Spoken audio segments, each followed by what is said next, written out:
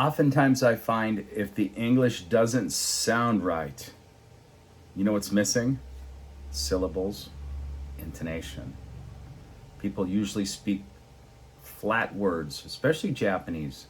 It'll be like, hello, how are you doing today? They don't have the rhythm. They don't have the balance that syllables give to the word. There's no predictability. So they're thinking in sections and it sounds off. It sounds totally terrible.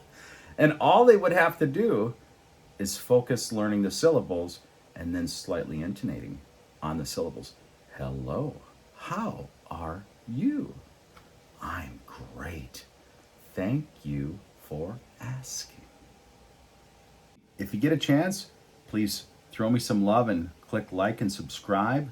Become a part of this channel, help this channel to grow. And I'll continue to be making as much content as I can so you can have the best syllables and intonation possible.